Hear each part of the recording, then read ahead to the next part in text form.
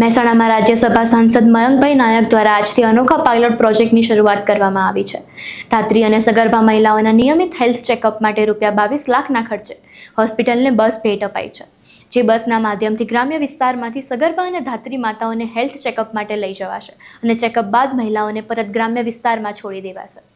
મહેસાણાના ધારાસભ્ય Mukesh Patel, IMA national president doctor Anil Nayak અને IMA state president doctor Anil પટેલની ઉપસ્થિતિમાં બસને લીલી ઝંડી બતાવવામાં આવી હતી। આ પ્રકારે સમગ્ર દેશમાં મહિલાઓ માટે બસ ભેટ આપનાર રાજ્યસભા સાંસદ મયંકભાઈ નાયક દ્વારા પ્રથમ સગર્ભા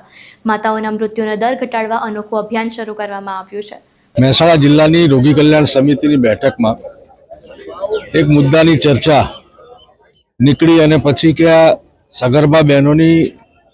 તપાસ માટેનો વિષય નીકળ્યો। તો આ બહેનોને એમના ઘરેથી લાવી અને સિવિલ હોસ્પિટલમાં એમની આરોગ્યની તપાસણી થાય, જેથી કરીને ભારતનું ભવિષ્ય એવા દીકરા દીકરીનો જન્મ સ્વસ્થ રીતે થાય, માતાની પણ તબિયત જળવાય, એ બંનેનું ધ્યાનમાં રાખી અને એક આ માતૃરથ સેવા રથના નામની આજે અમે એક પ્રોજેક્ટ લોન્ચ કર્યો છે। આ પ્રોજેક્ટના માધ્યમથી ગામડાઓની અંદર રોજ એવરેજ 25 થી 30 બહેનોને લઈ અને એમની આરોગ્યની તપાસણી થશે, જેથી કરીને માતા અને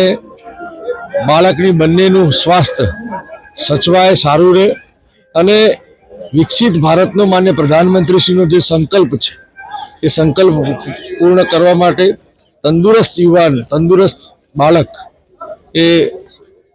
જન્મ લે એ માટેનો આ પ્રોજેક્ટ છે। આમાં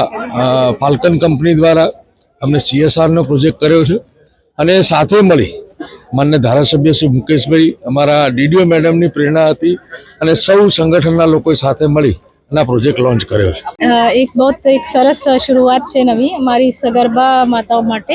અને એવી પણ હાઈ રિસ્ક વાળી જો માતાઓ છે તો એની વ્યવસ્થિત ડિલિવરી થાય અને કોઈ હાઈ રિસ્ક ફેક્ટરના કોમ્પ્લિકેશનના લીધે એનો મરણ અથવા તો કેસ કોમ્પ્લિકેટ ના થાય, જો બાળક જન્મે એ પણ હેલ્ધી હોય, તો એ એક ખૂબ સારી રીતે એની પ્લાનિંગ થઈ છે અને વી આર વેરી થેન્કફુલ કે અમારી રોગી કલ્યાણ સમિતિમાં એ નિર્ણય લેવામાં આવ્યા હતા અને બધા મેમ્બર્સ, અમારા MP સાહેબ, અમારી ગોપીબેન અને પછી અમારા બંને પ્રેસિડેન્ટશ્રીઓ IMA અને GMAનો, સો એના માર્ગદર્શન હેઠળ એ જો બસનો આજ અહીંથી સ્ટાર્ટ થઈ છે તો એ હવે એક રેગ્યુલર અફેર રહેશે અને એવી રીતે મધર્સને પ્રોપર સારવાર મળશે, રેગ્યુલર ચેકઅપ થશે, એનો ઘરથી લઈને અને ચેકઅપ કરાવીને પછી કેર અને બધું થયા પછી એમને ઘર છોડી આવશે, એના સાથે FSW બેન પણ એમને કંપની કરશે। So we are very hopeful and we are very happy કે આ જે પ્રોજેક્ટ જો છે અહીંથી સ્ટાર્ટ થયા છે। 77મા પ્રજાસત્તાક દિન નિમિત્તે જે આજે માતૃરથ આજ રાજ્યસભાના સાંસદ મયંકભાઈ તરફથી જે માતૃરથનું આજે લોકાર્પણ થયું છે, એના કારણે જે એન્ટીનેટલ ચેકઅપ દ્વારા માતૃઓનો જે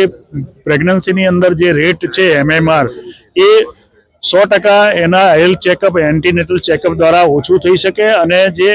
કોમ્પ્લિકેશન પ્રેગ્નન્સી દરમિયાન જે વધારે થતા હોય છે એને આપણે એવોઇડ કરી શકીએ અને માતૃઓનો ડેથ રેટ છે એ 100% આનાથી ઓછો થશે અને એન્ટીનેટલ ચેકઅપ એ ગામડે ગામડે સર્ભાગ્ય બહેનોનું ચેકઅપ થ્રુ સારું થશે અને 77 આજે જે ગોપીબેન અહીંયા સિવિલ સર્જન છે એમની આખી એક્સેલન્ટ જે ટીમ અને એમના દ્વારા જે પ્રયત્નો કરી અને 77 આજે સર્જિકલ ઓપરેશન રાખ્યા છે, એમાં જે ગરીબ